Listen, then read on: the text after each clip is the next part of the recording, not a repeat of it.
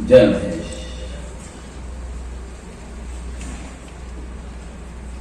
आ जाइए, यहीं पर कभी सुनूंगा। कई बार पता नहीं चलता, आदमी घूमते ही रहता कहाँ पे नहीं रहता।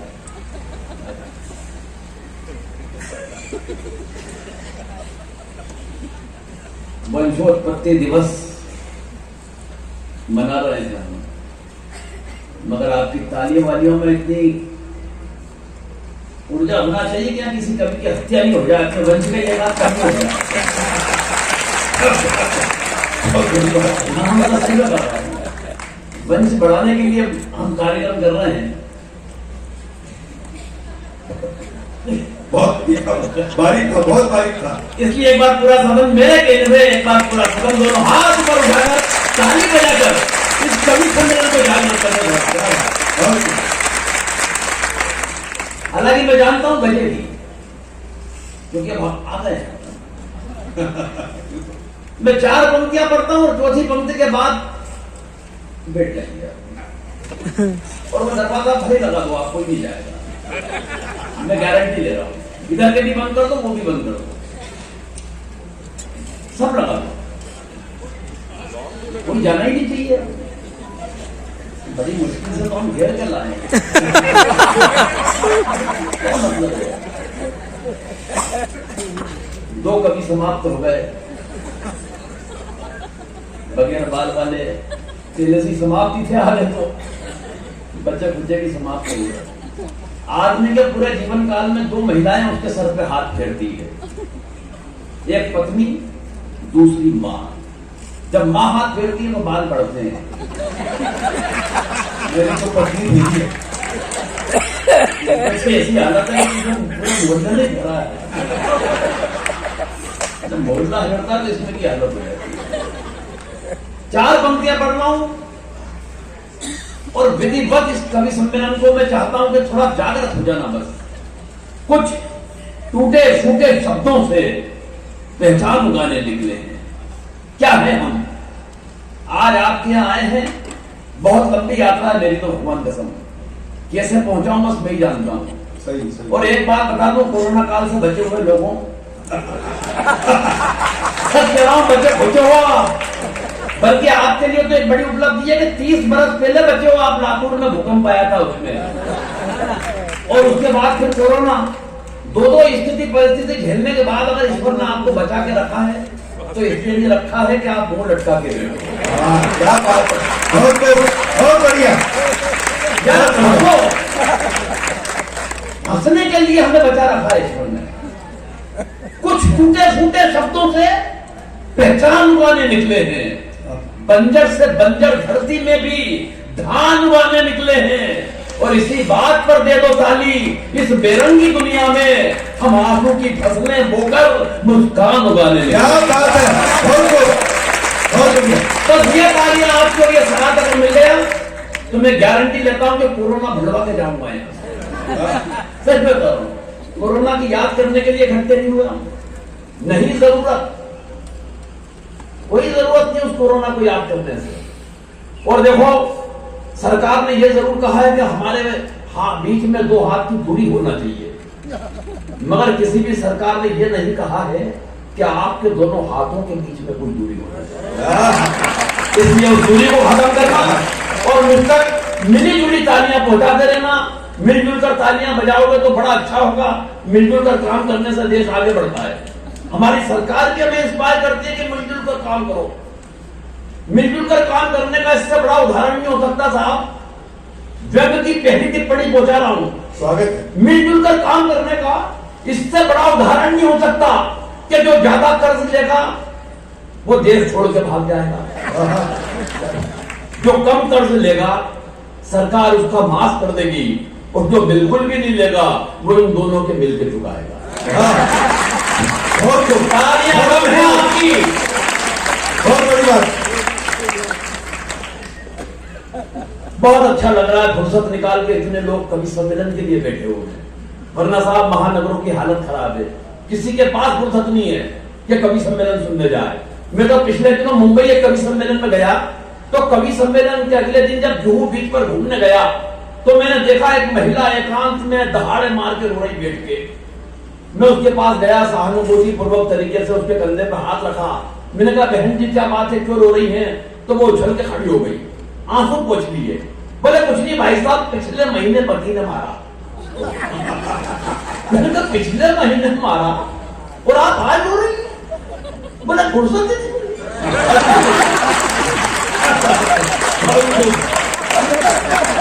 मैं कहना ये चाहता हूँ साहब कि महानगरों में रोने की फुर्सत नहीं है, मगर हम हंसने के लिए फुर्सत निकाल के आए हैं। मैं आप सभी को प्रणाम करता हूँ। और वाकई संतोष की फुर्सत का ये आलम है। एक दिन मेरी पत्नी अपने काम में व्यस्त, मैं अपने काम में व्यस्त, न उसे फुर्सत न मुझे फुर्सत। अचानक उसने मेरी तरफ कोई काम उछाला। मैंने कहा देख, आज काम मत बता देना, आज मुझे मरने की भी फुर्सत नहीं है। वो मेरा अंदाज में पलट के बोली आज मर भी मत जाना, मुझे रोने की फुर्सत नहीं है।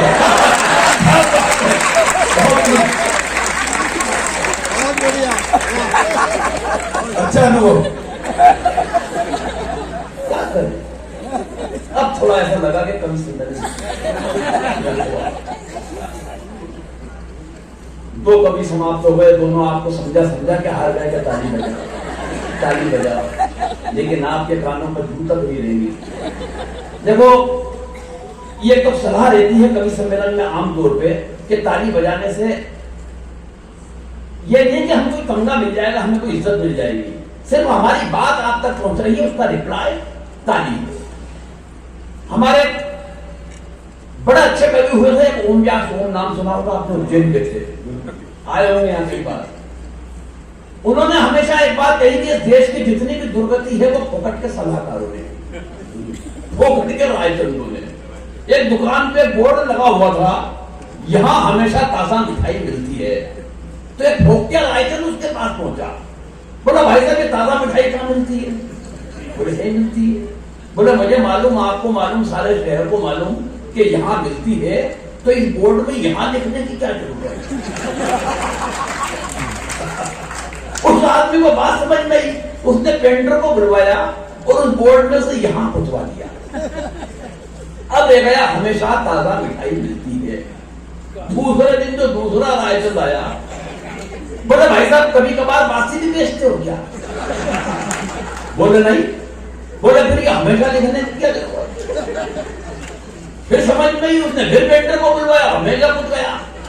अब रह गया ताजा मिठाई मिलती है। तीसरे दिन जो तीसरा रायचंद आया, उसने बात दुकानदार से आके पूछी, बोला भाई साहब दिन भर में रावण को कितनी बार याद करते हो? दुकानदार बोला यार मेरा रावण से क्या लेना देना। बोले फिर भी, बोला देख राम को याद करता हूं तो रावण याद आ जाता है। बोले एग्जैक्टली भाई साहब यही कह रहा हूं कि जब भी हम ताजा पढ़ते हैं हमारे दिमाग में बासी शब्द इतना ही होता है। ताजा पूछ गया। अब रहना मिठाई मिलती है। अगले दिन एक उधर आइटम आया, उसने निकाला जेब से 500 का नोट। बोले एक लखानी की चप्पल देना। दुकानदार बोला तेरा दिमाग खराब है, ये चप्पल जूते की दुकान है? बोले भाई साहब वही तो कह रहा हूँ कि मिठाई की है तो मिठाई लिखने की क्या जरूरत? तालियां बजती है यहाँ पे हर कभी मिठाई मिलती है। इतनी जल्दी समझ में अगले दिन एक बोतल फंसा के पूछा, बोला मिलती है तो एक हफ्ता मेरा हो गया। भाई साहब यकीन जानना, राय चंदों ने राय दे के उस दुकानदार का सारा बोर्ड साफ करवा दिया।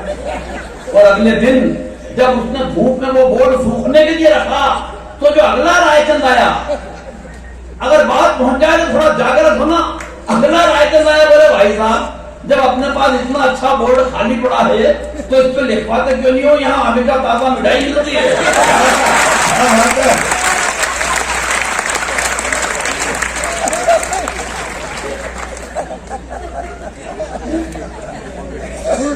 हम तो उनमें से हैं। तो मैं कह रहा था कोरोना का कोई टेंशन नहीं, और मैं तो कोरोना से प्रताड़ित कुमारों को विशेष प्रणाम करता हूं, क्योंकि प्रताड़ित तो बेचारा कुमारा ही हुआ, शादीशुदा को कोरोना से कोई फर्क नहीं पड़ा, वही झाड़ू, वही पोछा, वही पोछा, वही बर्तन, हमें क्या फर्क पड़ा? कोरोना और पत्नी एक दूसरे के पर्यायवाची शब्द हैं। कोरोना और पत्नी एक दूसरे के पर्यायवाची शब्द हैं। इस बात के मेरे पास कई उदाहरण उपलब्ध हैं। अच्छा, दोनों ही बीमारियां घोर प्रहारक, एक संक्रामक, दूसरी आक्रामक। क्या बात है। तालियां करें, थोड़ी अगली पंक्ति में बढ़ेंगी, आपकी मैं जानता हूं।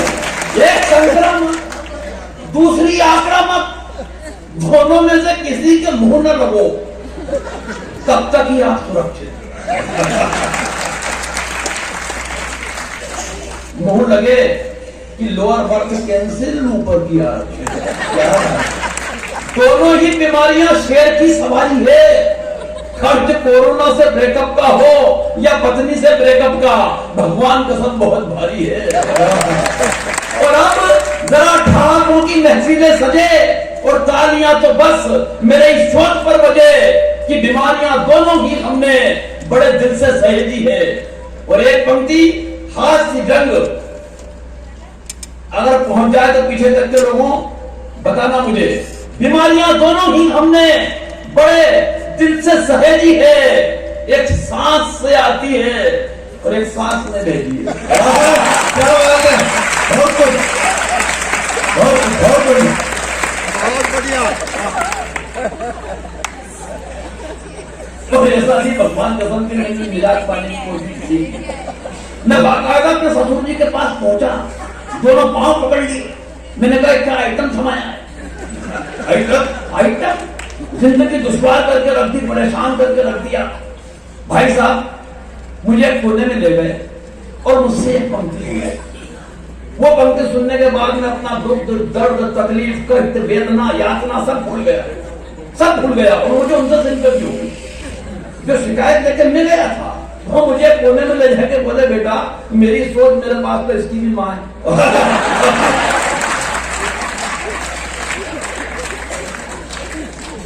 वो दिन साहब और आज का दिन है, मैंने कभी पत्नी पे कोई कविता नहीं, कोई। और सर पत्नी पे कविता वो लिखता है जो कुंठित होता है, जिनकी अपनी पत्नी से अंडरस्टैंडिंग ठीक नहीं होती। अंडरस्टैंडिंग के मामले में मैं और मेरी पत्नी लाजवाब, कमाल अंडरस्टैंडिंग हम दोनों की। 27 साल हुए शादी को। 27 साल की शादी की जिंदगी में उसने कभी मुझसे गंवार, मूर्ख, बेवकूफ, नालायक, पाजी, गधा, इसमें के किसी शब्द का इस्तेमाल नहीं किया। कारण अंडरस्टैंडिंग इतनी कमाल की है, इतनी कमाल की है कि बस वो नजर भर देखती है और मैं समझ जाता हूँ वो नजर क्या कह रही है।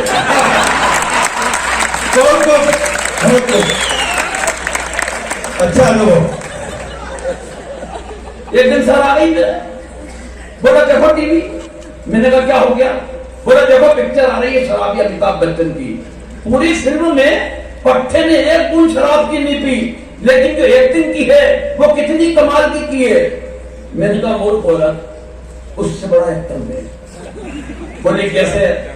मैंने कहा पिछले 27 बरस से रोजाना पीने के बाद जो नहीं पीने की एक्टिंग में होता है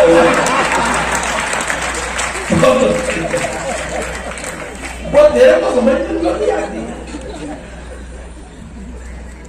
सर आप थोड़े ताली बजा के हिलते डुलते रहो तो सोफा में सांस निकल जाए।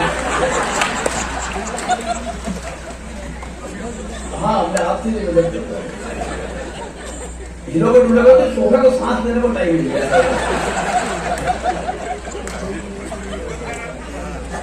इधर श्रीमान जी को देख के लगता है कि देश में गरीबी है, भुखमरी है, और इधर देखो तो लगता है कि इनकी वजह से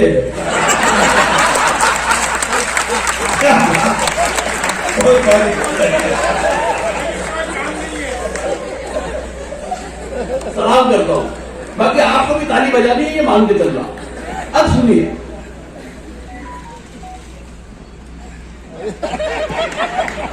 अभी संतोष भाई मुझसे पूछ रहे थे, भाई साहब पत्नी इज्जत नहीं करती, क्या कारण?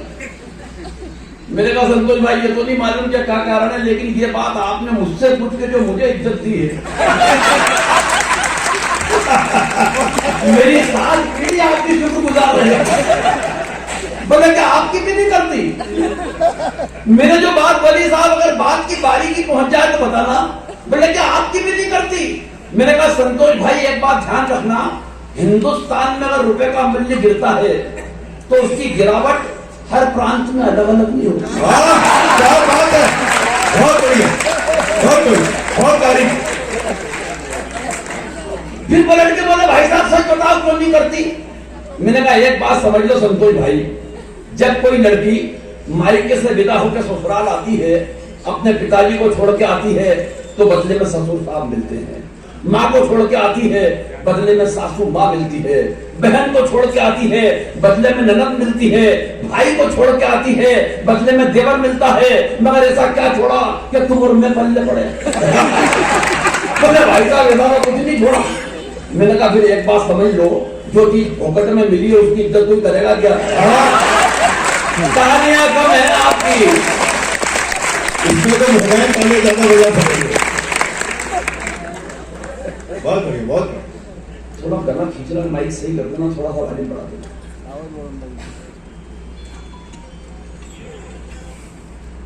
पानी है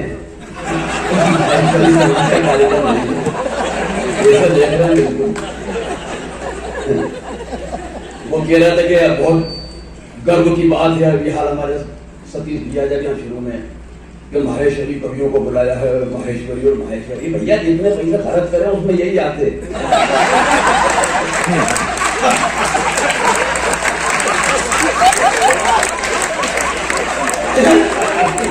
और दूसरे को बुलाते तो ज्यादा लगते हैं, बहुत बाबाई की बात थोड़ी है। हाँ भैया ये मानता तो बुलाया है आपने माहेश्वरियों को, मैं आपके एहसान मान दे रहा, मगर ये इतनी एहसान की बात नहीं जिससे आप उस माइक से 20 मिनट तक बोलते रहे। माहेश्वरी कवियों को बुलाया, इसलिए निकलने यही आते, इससे ज्यादा भी ये माहेश्वरी लगते इनको बुलाया है। और फिर ताली ताली की कह रहा था, देखो ये तो माहेश्वरी लोग हैं, आप जानते हैं, ताली तो क्या गाली तक फोकट में नहीं देता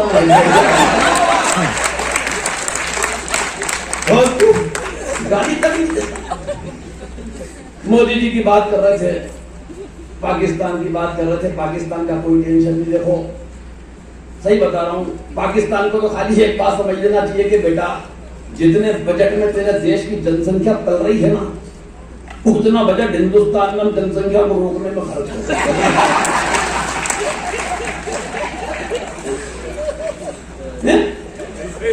मुझे तो याद है वो पिछले दिनों इंडिया में 2020 वर्ल्ड कप था, पाकिस्तान के कप्तान शाहिद अफरीदी ने अपना सारा किट जमाया, बल्ले को 4 बार हवा में घुमाया, लहराया, कवर में डाला और अपनी बीवी से बोला मैंने हिंदुस्तान को निपटाने की सारी तैयारी कर ली है, कोई चीज भूल रहा हो तो तू बता।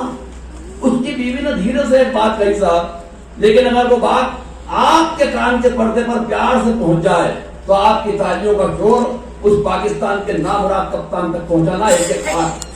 पाकिस्तान के कप्तान शाहिद अफरीदी ने अपना सारा किट जमाया, बल्ले को 4 बार हवा में घुमाया, लहराया, कवर में डाला, अपनी बीवी से बोला हिंदुस्तान को निपटाने की सारी तैयारी कर ली है, कोई चीज भूल रहा हो तो तू बता।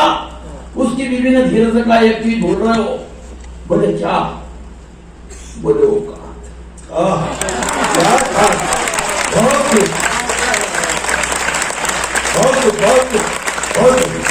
मां की औरतें भी जानती कि औकात आपकी पूरी पे नहीं है। उस पाकिस्तान का क्या लूट लेना यार, सच बता रहा हूं। और पाकिस्तान से तो हम तब निपटे जब अपने घर से निपट लें। हमें यहाँ आवाज आ जाती है, पिछले दिनों आपने सुनी होगी भारत तेरे टुकड़े होंगे इंशाअल्लाह।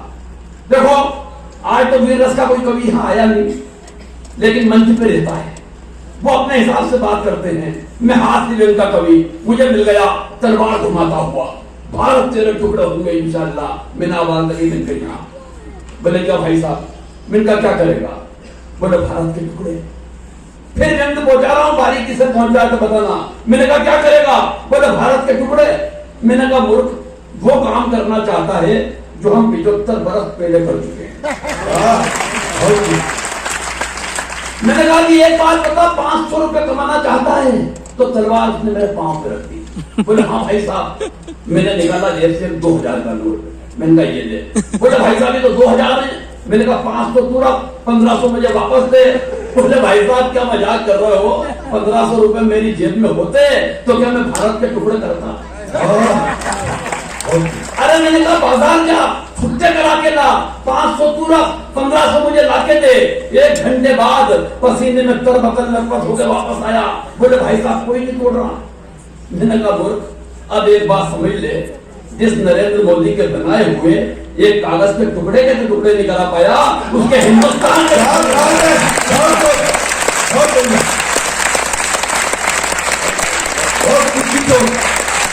बहुत बढ़िया।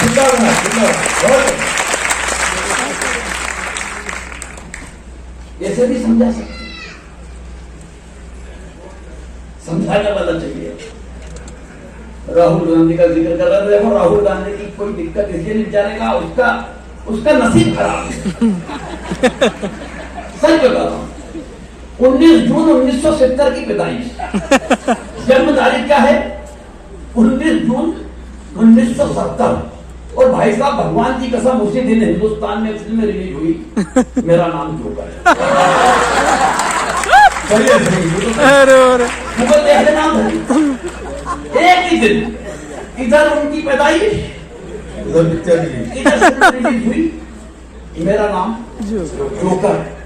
और दूसरा बड़ा संयोग देखो, आज 26 सितंबर मनमोहन सिंह जी का जन्मदिन, और उसी दिन विश्व गंगा बहरा दिवस मनाया जाता। और थोड़ी तालियां शायद आपकी बड़ी हो जाएं, शायद कि 26 सितंबर देश के यशस्वी प्रधानमंत्री श्री नरेंद्र मोदी का जन्मदिन, और उसी दिन सृष्टि के निर्माता विश्वकर्मा की जयंती मनाई गई।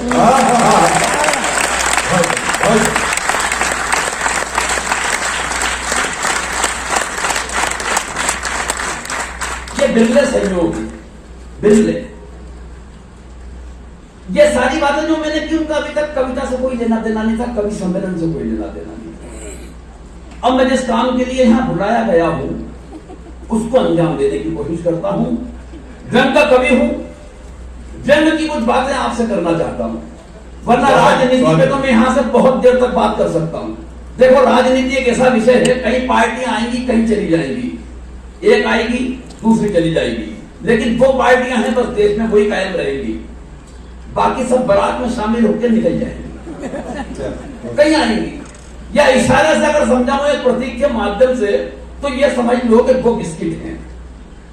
एक बिस्किट बहुत पुराना है जो आजादी के वक्त लॉन्च हुआ, पार्ले जी, एक पार्टी जिस पर उसी टाइम एक पप्पू का फोटो भी बना दिया गया।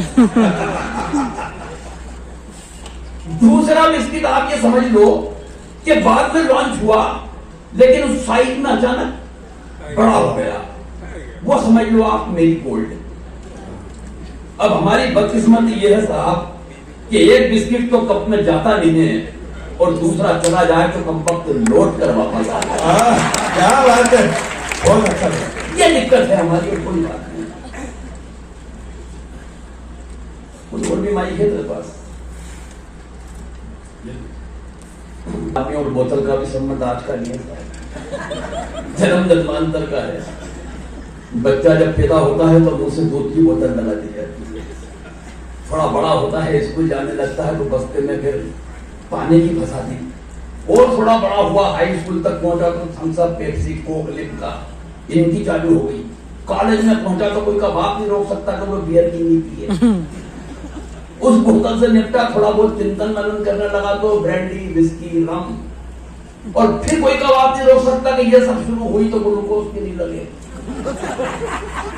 लगेगी।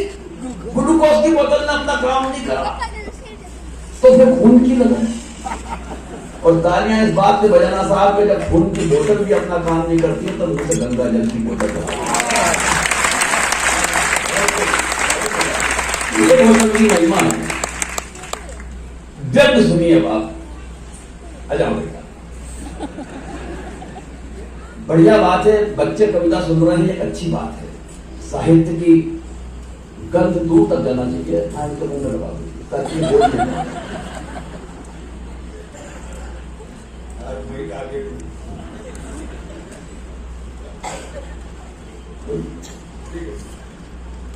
समझ में तो आ रहा है ना आपको सब कुछ। अब मैं व्यंग सुनाता हूं। मैं पहले व्यंग की खाली 2 पंक्ति पढ़ूंगा और ये व्यंग सुनाने से पहले हालांकि बता देता हूं कि व्यंग होता क्या है, वरना मैं आपको व्यंग सुना दूं फिर आप कहेंगे व्यंग सुनाओ तो दिक्कत पैदा हो जाएगी। हमारे बड़े कवि हुए शरद जोशी, बड़े व्यंग्यकार थे। उन्होंने एक बात कही कि सरकार उन्नति के लिए ठोस कदम उठाती है। अब कदम चूंकि ठोस होते हैं इसलिए उठ नहीं पाते। मैंने मंत्री जी से कहा थोड़ा कोले उठाया कीजिए ताकि उठ जाए। वे बोले कोले ही है, तो हमने कहा उठाते क्यों नहीं? बोले इसलिए ताकि ठोस लगे। बस ये व्यंग है। अब मैं 2 पंक्ति व्यंग की पढ़ रहा हूं, मुझे पीछे तक के लोगों 2 पंक्ति के बाद अगर आप बता देंगे कि व्यंग सुन रहा है और व्यंग पहुंच रहा है आप तक, तो मैं व्यंग पढ़ दूंगा, वरना मैं सारी रात चटनी चूरन मेरे पास बहुत है। लेकिन मैं चाहता हूं कि जिस काम के लिए यहां आया हूं उसी को अंजाम दूं। मैं 2 पंक्ति पढ़ता हूं, सुनिएगा। हर युग में सियासत की अपनी अपनी व्यवस्थाएं होती है। मुझे बताना लातूर वालों, मैं आया हूं यहां 20 साल पहले इसी लातूर में। किरण जोशी करके कवि हैं, उनके संचालन में पढ़ के गया हूं। हर युग में सियासत की अपनी अपनी व्यवस्थाएं होती है। पहले द्रौपदियों की इज्जत सभाओं में लुटती थी, आजकल इज्जत मुक्त सभाएं होती है।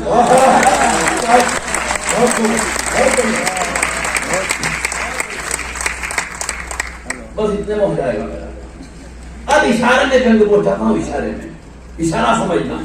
और मैं तो कहता हूं जितनी भी यहां मेरी भाभियां बैठी हैं, बहनें बैठी हैं, कि वे भी इशारा समझा करें।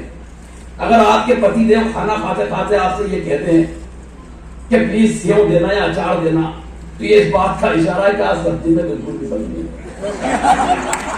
और तब आपके पति देव ने भी लिए जो बेचारे ये नहीं कह पा रहे थे आज सब्जी में बन नहीं है। इशारे में व्यंग। नेताजी की बात कर रहे थे,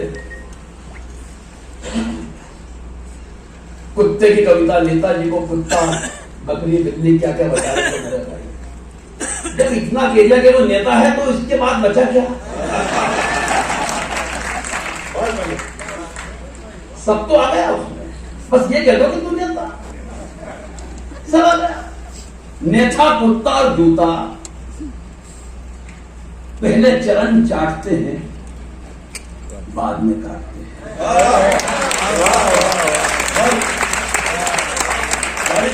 एक कवि साहब ने टिप्पणी की साथ के नेता कुत्ता और जूता पहले चरण चाटते हैं बाद में काटना मुझे बहुत बुरी लगी। मैंने इस टिप्पणी में बदलाव किया क्योंकि मुझे बुरी लगी तो बदलाव जरूरी था। अब मेरी टिप्पणी आप तक पहुंचा तो मेरे को इशारा में मैं करता हूं, समझना।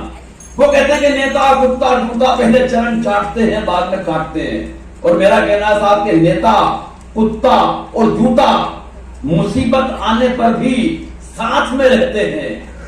नेता कुत्ता और जूता मुसीबत आने पर भी साथ में रहते हैं, पर इन्हें घर के दरवाजों तक सीमित रखो तो ये अपनी औकात में रहते हैं।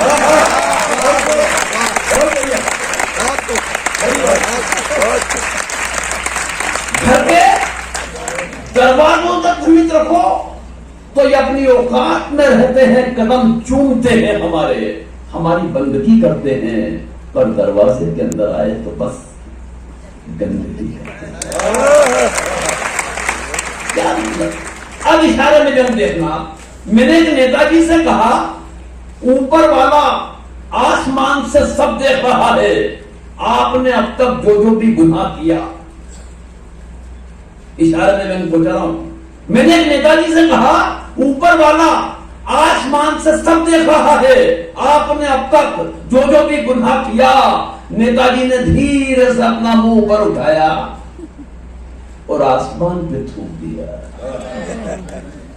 दोस्तों, आदमी काटता वही है, बोता जो बीज है। और अगली पंक्ति पे वही ताली बजाना साहब जो छठी क्लास से ऊपर पढ़े। लॉजिकली बता रहा हूं,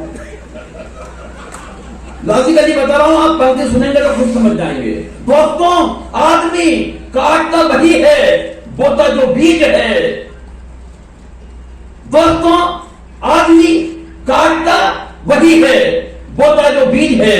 काश नेताजी छठी क्लास भी पढ़े होते तो समझ जाते गुरुत्वाकर्षण का नियम भी कोई चीज।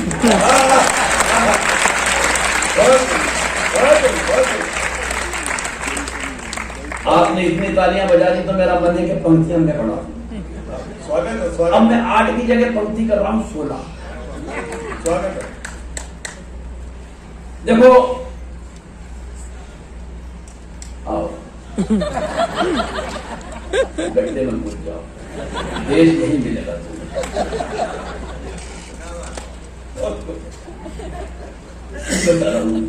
व्यंग सुनो, हालांकि मैं आपको क्या व्यंग सुनाऊं साहब, हिंदुस्तान के हर आदमी के अंदर एक चक्रकार बैठा हुआ है। जब 20-25 मिनट तक लगातार सब्जी वाले को सब्जी पे पानी छींटते हुए ग्राहक ने देखा तो उसके अंदर का व्यंग था जागा ग्राहक का। बोले भाई साहब, भिंडी को और आ गया हो तो आधा किलो तोल दो। ये व्यंग है जो हर आदमी में। हमारे 85-90 साल के बुजुर्ग को फोन आया, अगर ये व्यंग आप समझ गए बारीकी से तो एक नए व्यंग की यात्रा करवाता हूं आपको, और अगर पहुंच गया तो मैं जानता हूं कि एक हाथ लहरा जाएगा। बस बारीक है, थोड़ा सा दिमाग लगा लेना। एक 85-90 साल के बुजुर्ग को फोन आया कि हमारी कंपनी फला के शेयर खरीद लो, 3 महीने में पकते ही पैसे दोगुने हो जाएंगे। वो बुजुर्ग बोले, बेटा मैं उम्र के उस पड़ाव पे हूं कि केले तक कच्चे नहीं खरीदता।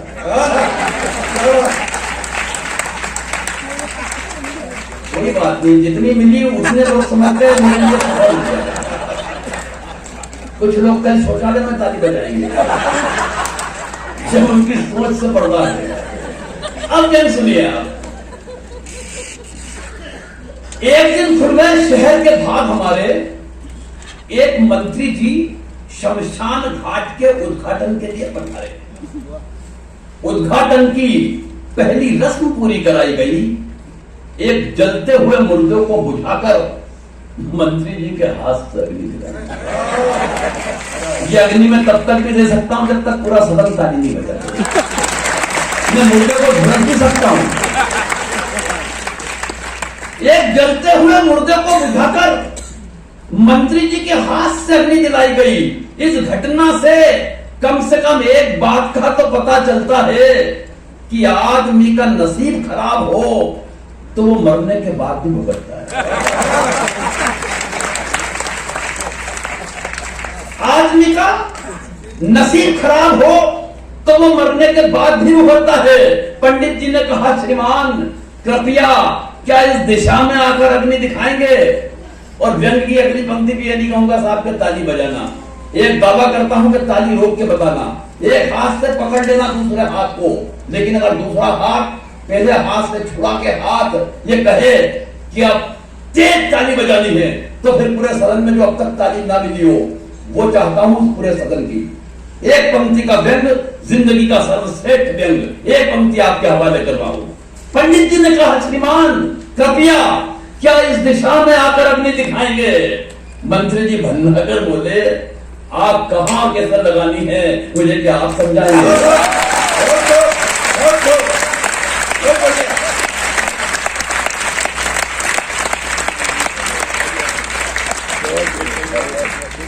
आप कहां कैसे लगानी है मुझे क्या आप समझाएंगे? अरे हम इस हिंदुस्तान की राजनीति को बरसों से झेल रहे हैं, रोजाना विरोधियों के साथ तरह तरह की आग से खेल रहे हैं। और पंडित जी आप तो बुजुर्ग हैं, आपको तो कम से कम ये बात समझ में आनी चाहिए कि आग दिशा देख के नहीं, आप तो हवा का रूप देख के लगाइए। आग को हवा का रुख देखकर लगानी चाहिए। अरे इन मुर्दों से निपटने की हमारी समझ को आप बेवजह नजरअंदाज कर रहे हैं। अरे पंडित जी वो हम ही तो हैं, जो 75 बरस से मुर्दों पे राज कर रहे हैं।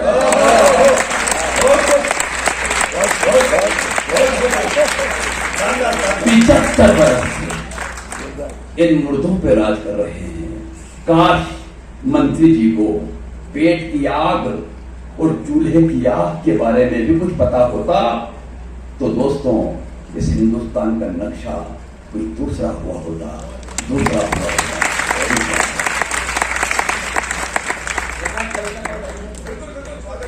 स्वागत। अगर आपके पास भी टाइम हो तो सुना दूं एक कविता, और अगर आप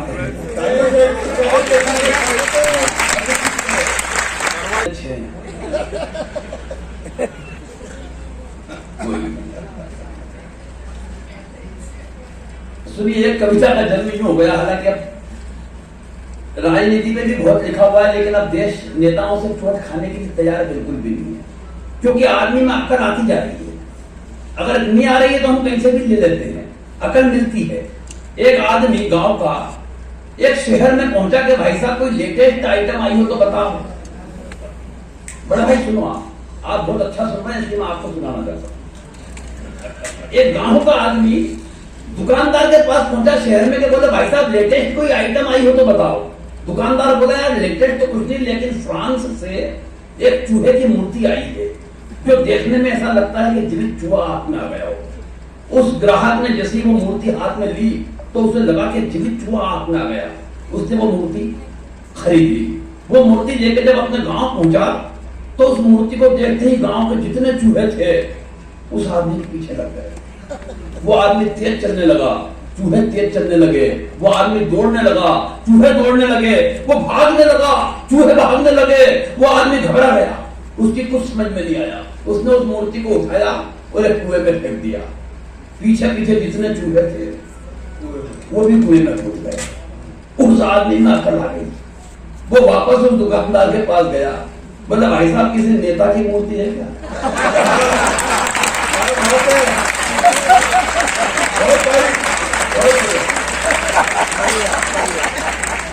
अकल लेने वाला चाहिए। राठी साहब, नेता की मूर्ति उस आदमी को उस दुकानदार ने दे दी। वो नेता की मूर्ति लेके जब चला और अपने गांव आया तो एक भी नेता उस मूर्ति को देख के उसके पीछे नहीं आया। वो आदमी कोशिश करता रहा, जब नहीं आया तो वो वापस पहुंचा उस दुकानदार के पास। बोले भाई साहब ये क्या नकली आइटम थमा दिया आपने? जब चूहे की दी तो सारे चूहे आए, नेता की दी तो कोई भी नहीं आया। उस आदमी की मूर्ति उन्होंने दुकानदार ने ली, रेपर खोला और जैसे ही मूर्ति देखी तो उसके हाथ जोड़ के बोला कि भाई साहब हमने आपको जल्दीबाजी में नेताजी सुभाष चंद्र बोस की मूर्ति और उनके कद का अधिकार इस देश में कौन बचा है जो तुम्हारे पीछे दौड़ता हुआ है। तालियां इस बात पर कम मिली आपकी। नेताओं का इसलिए देखो, अब तो नेता भी हमारे यहाँ देश में फायदा उठाने वाले, शॉर्ट फॉर्म का फायदा उठा रहे हैं। शॉर्ट फॉर्म समझते ना, जैसे Madhya Pradesh police MP, Uttar Pradesh police UP. एक नेताजी हमारे जैसे में उज्जैन में पान की दुकान पे रुका तो नेताजी की गाड़ी आके रुकी। 8, 10, 12 चमचे 2 गाड़ियों से अगल बगल से नेताजी को घेरने खड़े हो गए। मुझे उनको देख के लगा कि यार किसी पार्टी का कोई मंत्री है ये। जब मुझे समझ ना आया तो मैं उस कार के आगे गया तो उस गाड़ी के आगे जो लिखा हुआ था शॉर्ट फॉर्म में, वो लिखा हुआ हा बिंदी हु प्र, हा हु प्र, कोष्टक में ज2। तो ये तो समझ नहीं आया कि कौन सा मंत्री है, लेकिन एक बात समझ में आ गई कि ये जनजाति या अनुसूचित जनजाति का मंत्री है। तो मैंने उसको ड्राइवर के गले में हाथ डाल के पूछा, मैंने कहा भाई साहब ये कौन सी पार्टी का मंत्री है? बोले भाई साहब ये कोई मंत्री नहीं है। मैंने कहा फिर ये हाहू प्र, बोले ये हारा हुआ प्रत्याशी है।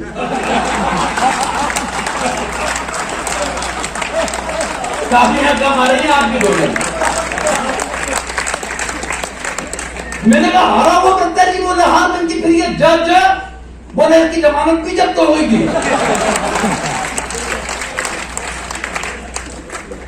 मैंने कहा फिर आगे 2, बोले दूसरी बार लड़ा तो फिर जब्त हुई। तो हम तो उसका भी फायदा उठा रहे हैं। इस लायक हो गए कि आपके मैं नई कविता सुना सकूं। सुनिए, स्वागत। कविता का जन्म ऐसा हुआ कि आपने भी एक खबर टीवी न्यूज चैनल पे लगातार सुनी होगी।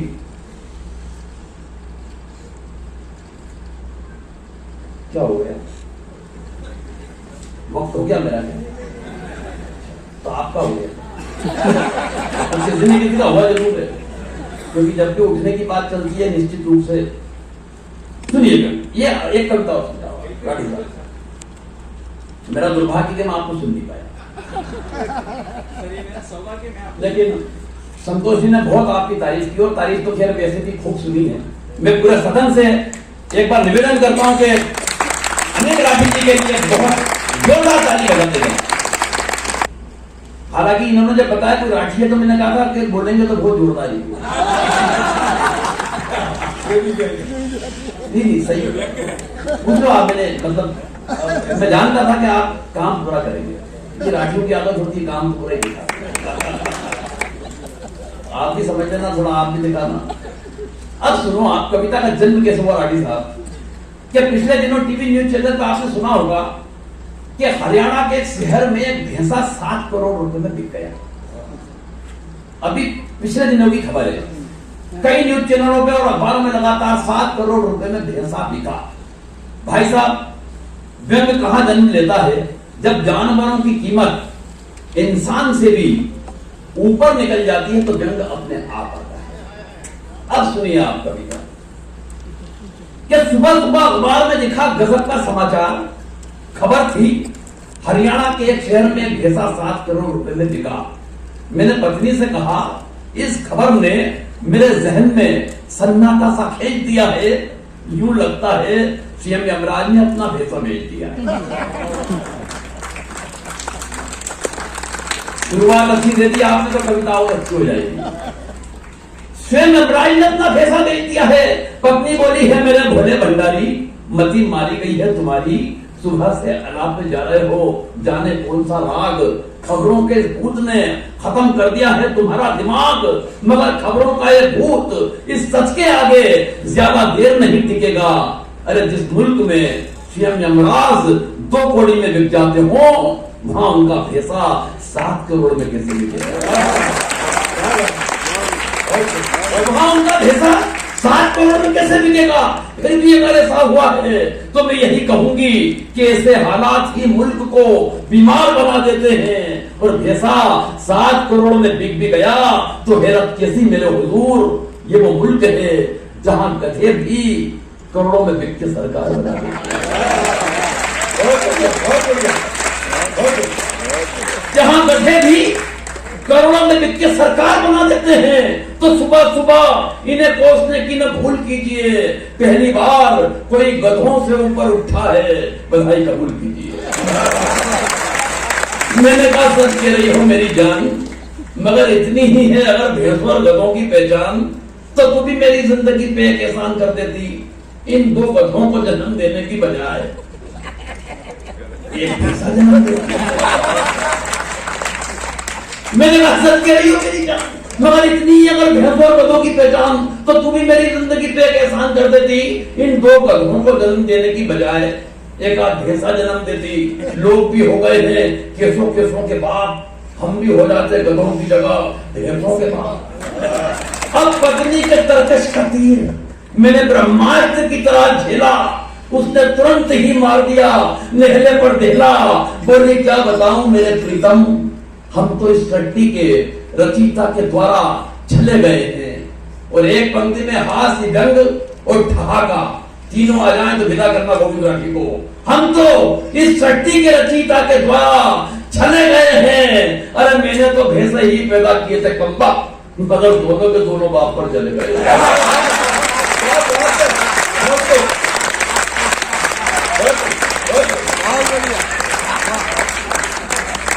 मैंने तो भैंसे ही पैदा किए थे कमबख्त, मगर दोनों के दोनों बाप पर चले गए हैं। अरे तुमसे ज्यादा तो दुखी मेरी राम कहानी है। मुझे तो उम्र भर 3-3 गधों से निभानी है। मुझे तो उम्र भर 3-3 गधों से निभानी है, मगर मैं धैर्य नहीं खोने वाली। किसी ने वादा किया है अच्छे दिन जरूर आएंगे, मगर मैं ठहर नहीं पाने वाली। किसी ने वादा किया है अच्छे दिन जरूर आएंगे, जब इन सरकारी राजकीय रथों में भैंसों की जगह ये गधे जोते जाएंगे, ये गधे जोते जाएंगे।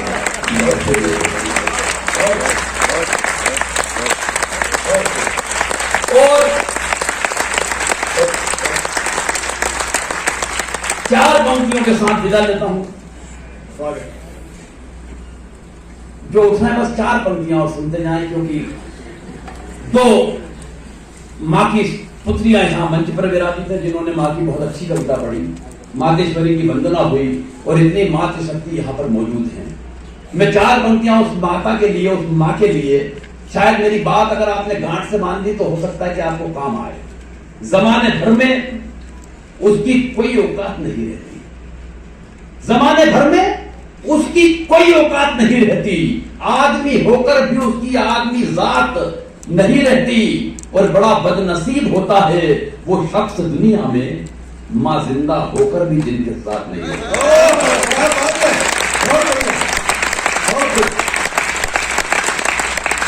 और सब कह रहा हूं जिस तरीके से आपने ताली बजाई है साहब, मेरा मन कर रहा है कि 4 और पढ़ दूं, लेकिन बस ये अंतिम ही रहेगी, इसके बाद मुझे विदा कर देना। पिछले दिनों भोपाल में कवि सम्मेलन था, राठी साहब लोया जी कहां गए हमारे? घर पे बस्ती कितनी दूर बसा ली, दिल में बसने वाली। लेकिन मैं इस समिति के सभी जितना लोग हैं, मैं अगर नाम लेने बैठूंगा तो शायद 15-20 नाम लेना पड़ेंगे, जब तक मेरी पंक्तियां पूरी हो जाएगी। लेकिन प्रत्यक्ष अप्रत्यक्ष जिसने भी इस पूरे कार्यक्रम में, इस लातूर जिला महेश्वरी सभा के जितने लोग हैं, मैं सभी को प्रणाम करता हूं। मातृशक्ति को विशेष प्रणाम करता हूं कि आप कविता के लिए यहां तक आए और हमें इतनी दूर से आपने बुलवाया, मैं सभी को प्रणाम करता हूं। 4 पंक्तियां, भोपाल में कवि सम्मेलन था, मेरा एक मित्र है आलोक शर्मा, मैं उसके घर रुक गया तो मैंने देखा सुबह उठकर उसकी 93 ईयर की वजह 93 वर्ष की मां बढ़िया हालत में कामकाज करती हुई नजर आई, मन को अच्छा लगा। मैंने मित्र से पूछा, यार माँ जी के कारण कोई दिक्कत, कोई तकलीफ, कोई परेशानी? मित्र बोला, राठी भाई कोई दिक्कत नहीं है, बस एक तकलीफ है कि रात को नींद में बोलती बहुत है। मैंने घर आने के बाद 4 पंक्तियां लिखी, लेकिन एक बात गोविंद राठी दावा करके जा रहा है यहां से कि गोविंद राठी आपको याद रहे न रहे, लेकिन आपको अगर आपकी रात में नींद में बोलती हुई मां नजर आ गई तो आपको मैं भी याद आऊंगा और मेरी पंक्तियां भी याद आएंगी, और आप श्रद्धा के साथ अपनी मां के पांव चूम लेंगे। इस दावे के साथ 4 पंक्ति पढ़ता हूं, आपसे विदा लेता हूं, सुनिएगा। जो उंगली हाथ से छूटे तो मायूं हड़बड़ाती है, जो उंगली हाथ से छूटे तो मायूं हड़बड़ाती है, बगैर पानी जैसे मछली कोई तड़फड़ाती है। जो उंगली हाथ से छूटे तो मायूं हड़बड़ाती है, बगैर पानी जैसे मछली कोई तड़फड़ाती है। वो सोते में भी करती है दुआएं बच्चों की खातिर, समझते हम ये हैं मां नींद में भी बड़बड़ाती है।